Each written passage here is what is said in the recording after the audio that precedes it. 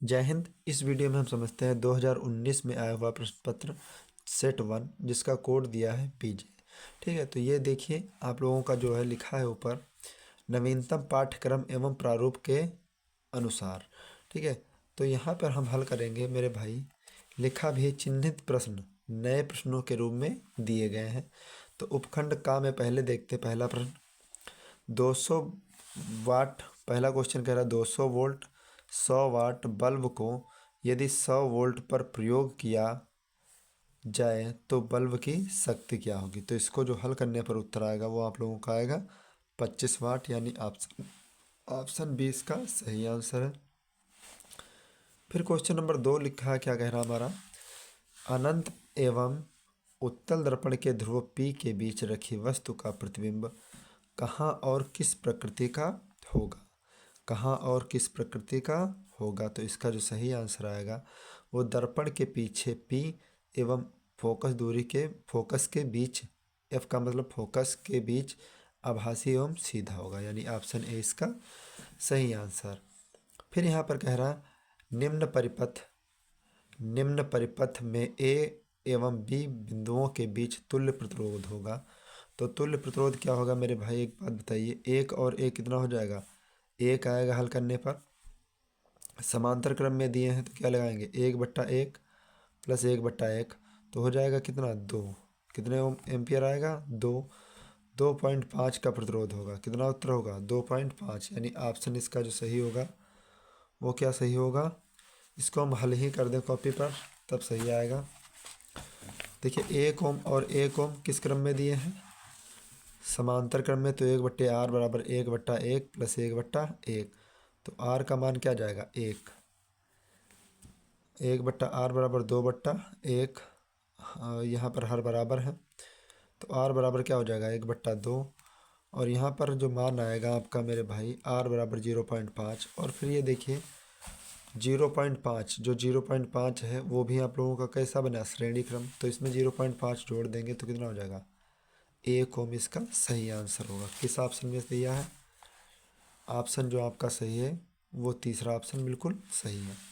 ठीक है, फिर इसके बाद देखते हैं प्रश्न नंबर 4 हमारा क्या कह रहा। प्रश्न नंबर 4 कह रहा मेरे भाई, किसी दर्पण से आप चाहे कितनी ही दूरी पर खड़े हो आपका प्रतिबिंब सदैव सीधा प्रतीत होता, संभवतः दर्पण कौन सा होगा। तो मेरे भाई या तो समतल होगा या फिर उत्तल होगा, ऑप्शन डी बिल्कुल सही आंसर। अगर यहाँ पे उत्तल का ना दिया होता तो केवल समतल होता। ठीक है, केवल समतल होता। प्रश्न नंबर 5 कह रहा, जब श्वेत प्रकाश कांच के प्रिज्म में से गुजरता है तो न्यूनतम विचलन होता है। जब श्वेत प्रकाश कांच के प्रिज्म से गुजरता है तो सबसे कम विचलन किसका होता है, लाल रंग का होता है, यानी ऑप्शन बी बिल्कुल सही आंसर। फिर क्वेश्चन कह रहा 6 नंबर, यदि आर प्रतिरोध के दो प्रतिरोधों को समांतर क्रम में जोड़ा जाए तथा एक प्रतिरोध को इनके श्रेणी क्रम में जोड़ा जाए तो परिणामी प्रतिरोध होगा। देखिए दो प्रतिरोधों को समांतर क्रम में तथा एक प्रतिरोध को श्रेणी क्रम में जोड़ा जाए तो परिणामी प्रतिरोध क्या होगा। यहाँ पर परिणामी प्रतिरोध होगा आपका जो हल होगा, दो समांतर क्रम में 1/R प्लस 1/R और एक को दिया है श्रेणी क्रम में, तो 1/R यानी 2/R प्लस R, 2 एक कम 2 और एक 3 R/2, यानी ऑप्शन सी इसका सही आंसर है। ठीक है, क्वेश्चन नंबर 6 ऑप्शन सी इसका सही आंसर।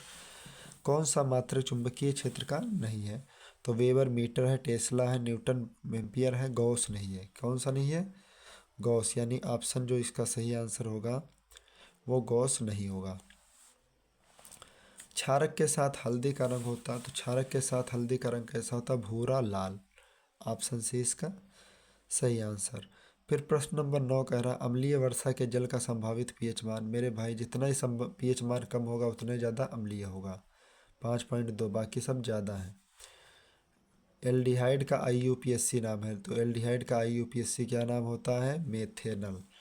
क्या होता है मेरे भाई, इसका जो IUPAC नाम होता है वो क्या होता है, एथेनल।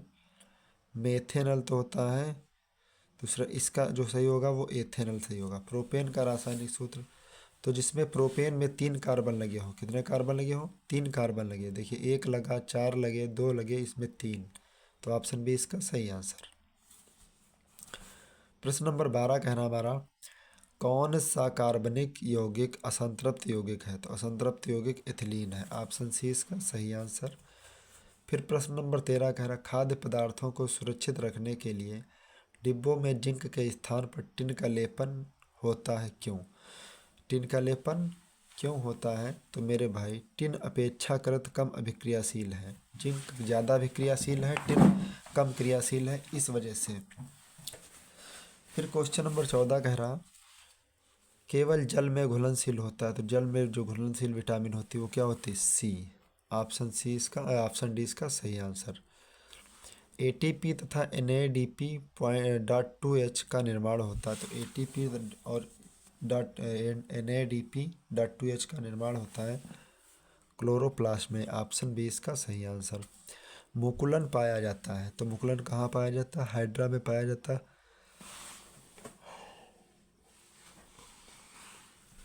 ऑप्शन बी इसका सही आंसर। फिर प्रश्न नंबर 17 कहना हमारा, केवल न्यूक्लिक एसिड, जो केवल न्यूक्लिक अम्ल एवं प्रोटीन्स के बने होते तो कौन बना होता? विषाणु। यानी ऑप्शन सी इसका सही आंसर। क्वेश्चन नंबर 18 कह रहा है, निषेचन के दौरान पराग कण से निकलने वाली पराग नलिका सामान्यतः किसके द्वारा बीजांड में प्रवेश करती है? तो अंड द्वार के द्वारा। ऑप्शन डी इसका सही आंसर है। भोजन को निगलते समय इसे घाटी द्वार में जाने से रोकता है। तो घाटी द्वार में जाने से रोकता कौन है? एपिग्लाइटिस। कौन रोकता है इसको? एपिग्लाइटिस रोकता है। ऑप्शन 20 का सही आंसर।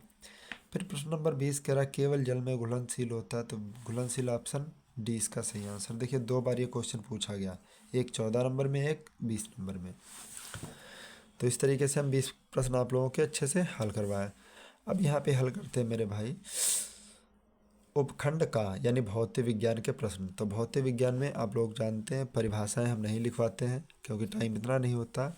हम यहाँ पर न्यूमेरिकल आपके जितने भी होंगे वो सब हल करवा देंगे। तो देखिए न्यूमेरिकल जो आया आपका वो अथवा में आया है, दूसरे के का में आया हुआ है। तो इसको हम कॉपी पर हल कराएंगे। क्वेश्चन कहे क्या रहा है इसको पढ़ लीजिएगा। 5 सेंटीमीटर लंबी वस्तु, यानी वस्तु की जो लंबाई है वो 5 सेंटीमीटर है, 10 सेंटीमीटर फोकस दूरी के एक उत्तल लेंस से मुख्य अक्ष के लंबवत 20 सेंटीमीटर की दूरी पर रखी है। प्रतिबिंब की स्थिति, आकार एवं प्रकृति भी ज्ञात करना है। इस क्वेश्चन का बिल्कुल सही आंसर हम आप लोगों को हल करके बता रहे हैं। आप लोग इसे देखिएगा। का अथवा प्रश्न, 5 सेंटीमीटर वस्तु की लंबाई यानी ओ का मान 5 सेंटीमीटर, 10 सेंटीमीटर फोकस दूरी यानी 10 सेंटीमीटर फोकस दूरी के एक उत्तल लेंस के मुख्य अक्ष के लंबवत 20 सेंटीमीटर दूरी पर रखी। कितनी दूरी पर रखी? 20 सेंटीमीटर पर, यानी माइनस का 20 सेंटीमीटर। और लेंस पहले से कहा है उत्तल लेंस है। कौन सा लेंस है मेरे भाई? उत्तल लेंस। उत्तल लेंस से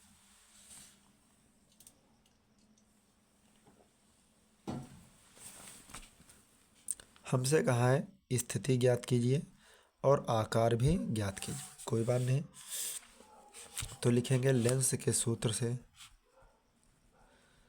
लेंस के सूत्र से। तो लेंस का सूत्र क्या कहता है? 1/F बराबर 1/V minus 1/U।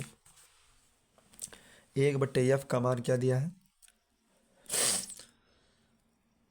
1/F, F का मान दिया है 10 और हमसे कहा है 1/V का मान ज्ञात कीजिए। U का मान कितना दिया? माइनस का 20। तो माइनस माइनस क्या हो जाएगा? प्लस। 1/10 बराबर 1/V प्लस 1/20, प्लस का 1/20 पक्षांतर करेंगे तो माइनस का 1/20, 1/V। तो देखिए हर बराबर करेंगे तो कितना आ जाएगा? 2 1 कम 2 माइनस 1/20 बराबर V। तो V 1/20, 2 से 1 कम करेंगे कितना आएगा? 1 1/20 V। तो V का मान क्या आएगा? 20 सेंटीमीटर। दर्पण से कहाँ आएगा, पीछे, क्योंकि प्लस में उत्तर आया तो पीछे बनेगा। दर्पण से लिख दे, दर्पण से पीछे। फिर कहा आकार ज्ञात कीजिए, तो सूत्र हम आपको पढ़ाए हैं, आई बट्टे ओ बराबर वी बट्टा यू माइनस वी बट्टा यू। तो देखिए आई का मान ज्ञात करना, ओ का मान कितना दिया 5, वी का मान 20 और यू का मान कितना दिया माइनस का 20। माइनस से माइनस 5, 20 से 20, तो आई का मान 5 है कम 5 सेंटीमीटर।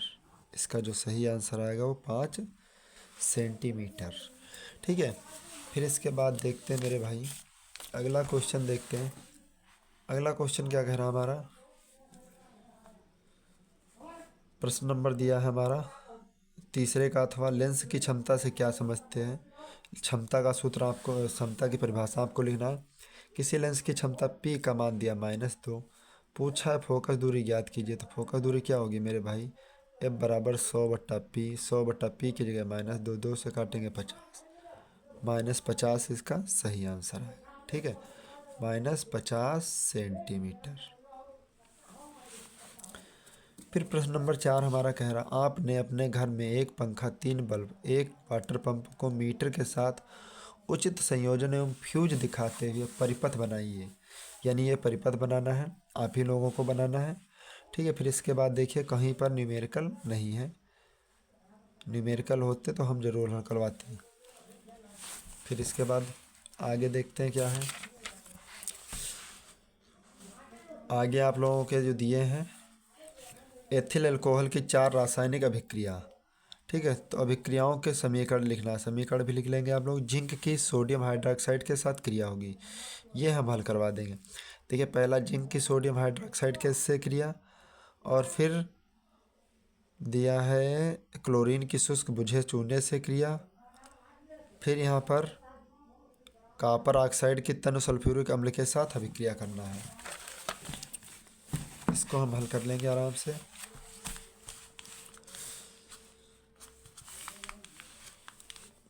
देखिए जिंक के साथ का खंड कह रहा है, हम हिंदी नहीं लिखेंगे, आप लोगों को बता देंगे। जिंक के साथ में क्रिया कराना किसकी है, सोडियम हाइड्रोक्साइड यानी NaOH की। तो क्या बनेगा हमारा, जिंक का हाइड्रोक्साइड, जिंक क्या हो जाएगा हमारे पास,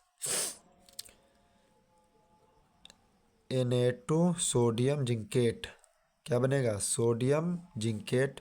फिर हाइड्रोजन अलग हो जाएगा, क्या बनेगा सोडियम जिंकेट Na2ZNO2 + H2O। ठीक है, तो यहाँ पे देखिए सोडियम कितने हैं 1 2, तो 2 से गुणा करेंगे। हाइड्रोजन कितने 2, ऑक्सीजन भी 2। ठीक है, तो ये आपका समीकरण संतुलित हुआ। खा खंड क्या कह रहा है, क्लोरीन की शुष्क बुझे चूने से क्रिया, यानी Cl2 की क्रिया कराना है किससे, बुझे चूने से। बुझा चूना क्या होता है, कैल्शियम हाइड्रोक्साइड। तो क्या बनता है हमारे पास, कैल्शियम हाइड्रोक्साइड की क्रिया कराएंगे तो बनेगा CaOCl2, यानी calcium chlorine, calcium oxy chloride. यहाँ पे ऑक्सीजन 2 है, 1 बचा, तो क्या बचा हमारे पास H2O, जल बनेगा। फिर तीसरा देखते क्या बना। तीसरा कह रहा गा खंड में मेरे भाई, कॉपर ऑक्साइड की तन सल्फ्यूरिक अम्ल के साथ क्रिया। तो कॉपर ऑक्साइड क्या है, CuO की क्रिया करेंगे हम किसके साथ, सल्फ्यूरिक अम्ल H2SO4 के साथ। तब क्या बनेगा, यहाँ पर बनेगा Cu यानी कॉपर सल्फेट CuSO4 प्लस क्या बचेगा H2O। तो यहाँ पे कॉपर H2O, Cu के देखिए कॉपर कॉपर सेम। फिर यहाँ पे ऑक्सीजन कितने 4 और 1 5, 5 ऑक्सीजन, यहाँ पर भी 5 ऑक्सीजन। हाइड्रोजन कितने 2 2। तो ये बिल्कुल हमारा समीकरण संतुलित हुआ। फिर इसके बाद देखते हैं आगे क्या दिया है। आगे कुछ भी हल करने वाला नहीं दिया है। ठीक है, तो इस तरह से हम आप लोगों का जो 2019 का सेट 1 है, सेट 1 बिल्कुल अच्छे तरीके से हल करवा दिए हैं। उम्मीद करते हैं ये सेट आप लोगों को बेहतर तरीके से समझ आया हो। प्लीज़ वीडियो को लाइक कर दीजिए और दोस्तों में वीडियो को शेयर कर दीजिए। मिलते हैं नेक्स्ट वीडियो में, तब तक के लिए जय हिंद।